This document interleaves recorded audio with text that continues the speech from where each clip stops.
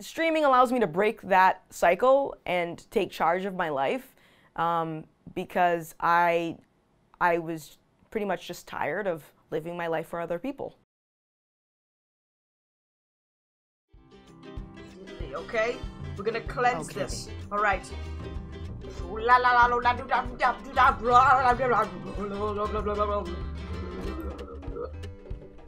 You are cleansed.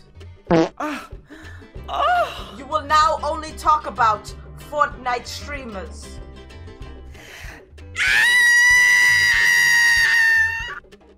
Okay, let's hear the dolphin screech. Better turn down the volume. Oh, okay, one moment, let me turn it. You get back in your hole. Get back in there. Wow. Have you got I love you, Emmy.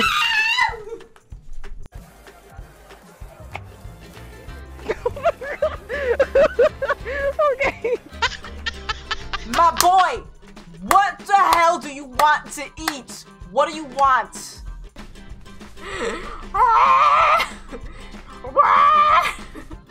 This is literally me when I have like 3 glasses of wine. Look, I'm cross-eyed.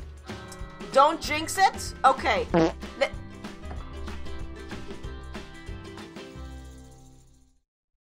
So I feel like my entire adult life I've been trying to find my calling, and so with me being a high school dropout, I never had any formal training on things, so I would always fall back to working in call centers because that's something that's always available to anybody. You don't really need to know much to pick up a phone and say, how can I help you?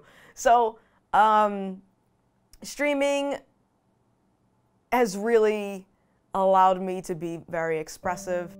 I was very sheltered, and I think that was partially because my mom wanted to keep me from the world, including like my dad. So it was just different than most other kids my age.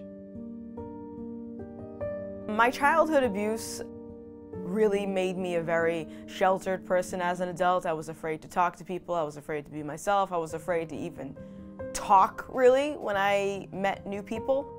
I actually went to modeling school when I was younger. My mom paid me to go to a modeling school, and it didn't really work out because I still left that school with no confidence. I didn't have really good posture. I still don't have good posture, so it's like, okay, I couldn't be a runway model. I couldn't really, I didn't look like the other models, basically. So I decided to dabble into alternative modeling to kind of really test the boundaries of what my true personality is. So that was kind of like a small window of what I could actually be if I had the ability to be anybody that I wanted to be. So I gave up the modeling for 2 reasons. Number one, I feel like, at least for me, the modeling industry really limited my ability to show more of my personality. It's a very superficial field. It's all just based on looks, and yeah, I didn't like that because there's more to me than just looks. And the other aspect of this, and I don't talk about this all too often, but the modeling industry has a lot of creepy people.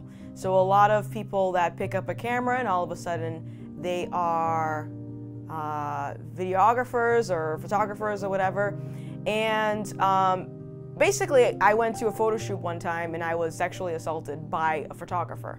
And that really scarred me, and that was like the little light bulb in my head that said, this is not for me, because there's so much hidden layers of sketchiness in that industry.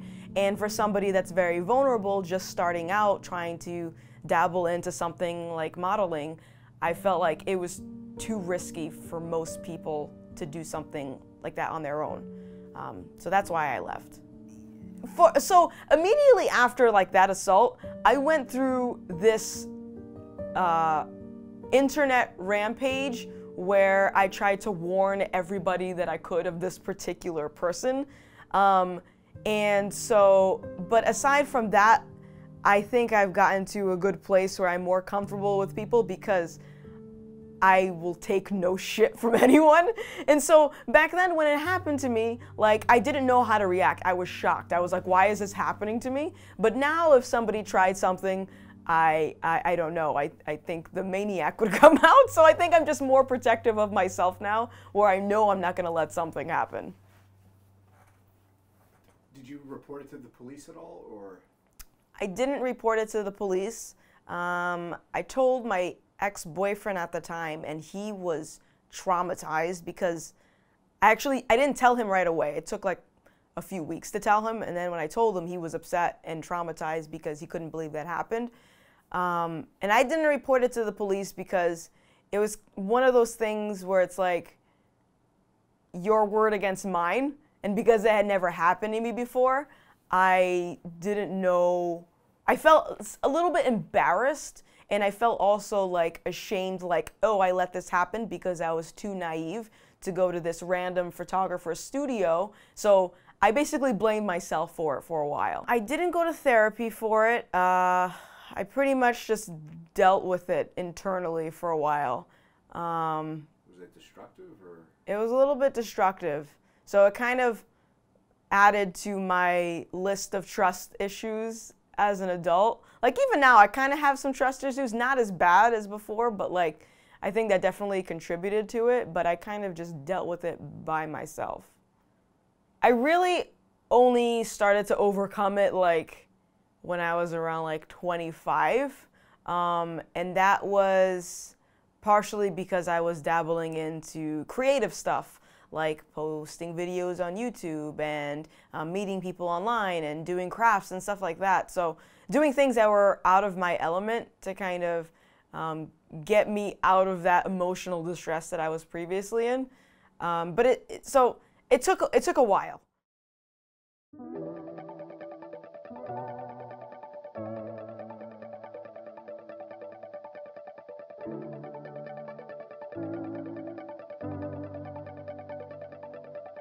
As far as going full-time, it was initially suggested to me by one of my moderators on my channel, and I was like, I'm not gonna do that. That's just like literally like, because at the job that I was at, I was living paycheck to paycheck, and leaving a job with a stable income to something that's very unstable was just a very terrifying thought. But then the more I thought about it and the more I started to publicize my ideas of maybe quitting my job, the more feedback I was getting from people that had made that transition. So a lot of partners that have already done it were reaching out to me and saying things like, you know, this was the best decision that I've made. You should try it. And they were giving me advice and a heads up on like the anxiety that comes along with the responsibility of being a full-time streamer. But the payoff was really good. Is that seems to be like the common thing that I was hearing from a lot of people that were streaming full-time. So I basically sat on the idea for a few months until I saw, like, I just woke up one day and I was crying. Like, I literally was just like, I do not want to go to work. I hate my life. I hate this. So after that day, I was like, I put my 2 weeks in, and my job actually tried to keep me, which was the interesting thing. Like, they tried to keep me, and so yeah, and I just went with it. So I put my 2 weeks in, and now here I am. And it's still like I've only been full-time for like the last 3 months, so it is definitely something still new to me, but I can at least say that I am 10 times more happier than what I was before. Sorry, I'm gonna freaking cry.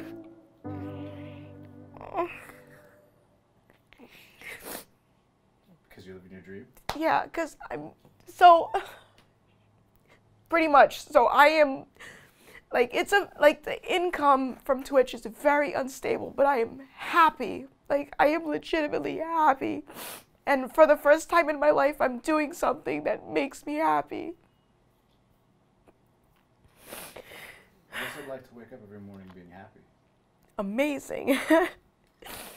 Like, I can literally wake up whenever I want and talk about anything that I want and dress however I want and not have to worry about you know, my boss criticizing me for being who I am, or yeah, it feels really good, which is kind of why I put so much effort into like my streaming. Like I pretty much go MIA at times. Like I don't hang out with friends very often. I don't hang out with family, but it's because like I'm finally deciding to be selfish and pursue something that makes me happy. I don't have any tissues, I'm sorry. I think I have one. I didn't know that was going to happen. Me neither. All right. Sorry if it makes the edit. No, I don't care. Real. I ain't no bitch. Get out of here. Just gonna slip out like at the end of